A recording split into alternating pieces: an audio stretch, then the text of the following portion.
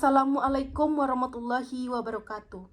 Bismillahirrahmanirrahim. Alhamdulillah rabbil alamin. Wassalatu wassalamu ala asrafil anbiya'i wal mursalin wa ala alihi rasulillahi ajma'in. Amma ba'du.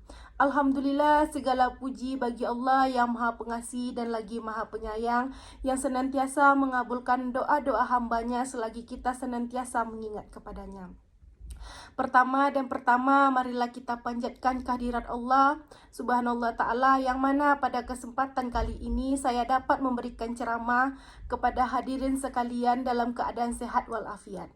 Dan tidak lupa pula kita hadiahkan kepada arwah junjungan alam, yakni Nabi Muhammad SAW, dengan mengucapkan Allahumma salli ala Sayyidina Muhammad wa ala ali Sayyidina Muhammad.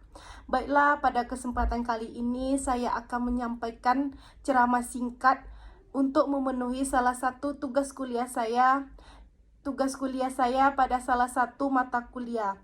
Baiklah, saya di sini tidak akan mempanjang kata-kata mukadimah, langsung saja saya bacakan judul ceramah saya yang berjudul Alasan Kita Harus Membela Palestina. Hadirin sekalian yang dirahmati Allah, kita semua sudah tahu bagaimana zironisnya keadaan Palestina saat ini, dengan kekejaman Israel yang sangat membabi buta kepada warga Palestina, tidak memandang umur, tidak memandang wanita ataupun lelaki. Mereka membunuhnya dengan membabi buta. Coba bayangkan kepada hadirin semua, jika tempat yang kita saat ini sedang dipenuhi dengan deru pesawat yang terus mengincar hingga keluarga kita tidak aman dalam menjalani hidup. Gempuran rudal yang terus mengancam apakah bisa menciptakan kenikmatan dalam beribadah setiap hari.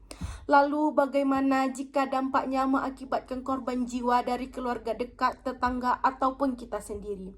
Sudah kita ketahui sekarang korban jiwa di Palestina sudah memakan ribuan bahkan puluhan. Di Palestina sana, saudara-saudara muslim kita saat ini sedang menjadi korban serangan Israel. Hadirin sekalian yang dirahmati Allah, kita tahu situasi di sana belum tentu aman. Dan di sana saudara-saudara muslim kita di Palestina, mereka masih diselimuti dengan ketakutan dari serangan Israel. Dalam Quran surah Al-Baqarah ayat 120 menjelaskan yang artinya, orang-orang Yahudi tidak akan senang kepada kamu hingga kamu mengikuti agama mereka. Dan katakanlah, sesungguhnya petunjuk Allah itu adalah petunjuk yang benar. Dan sesungguhnya jika kamu mengikuti kemauan mereka setelah pengetahuan datang kepadamu, maka Allah tidak lagi menjadi pelindung dan penolong bagimu. Hadirin sekalian yang dirahmati Allah, Palestina merupakan tempat yang bersejarah bagi umat Islam. Di sana terdapat Masjid Al-Aqsa, masjid tertua setelah Masjidil Haram. Di sana juga terdapat Mekah. Masjid Al-Aqsa pernah menjadi arah kiblat selama 17 bulan setelah Rasulullah hijrah dari Mekah ke Madinah. Tak hanya itu, tempat ini menjadi titik akhir proses Isra dan awal mula perjalanan Mi'raj. Banyak pula nabi-nabi yang berasal dari Palestina, yaitu Nabi Ibrahim, Nabi Yakub, Nabi Yusuf, Nabi Lut, Nabi Daud, Nabi Sulaiman, Nabi Yahya, hingga Nabi Isa. Hadirin sekalian yang dirahmati Allah, ujian yang dialami warga muslim selalu datang dan seolah tanpa henti. Lalu sikap apa yang terbaik adalah dengan mengintrospeksi diri kita sendiri. Di tengah serangan terhadap umat Islam, Rasulullah SAW pernah bersabda, akan datang suatu masa di mana musuh-musuh akan bersatu padu dan berlomba-lomba untuk memerangi kalian. Sebagaimana berebutnya orang-orang yang sedang menyantap makanan di atas nampan. Kemudian sahabat bertanya, apakah saat itu jumlah kami sedikit? Rasulullah menjawab, bahkan saat itu kalian banyak, namun kalian hanyalah bagai buih di lautan.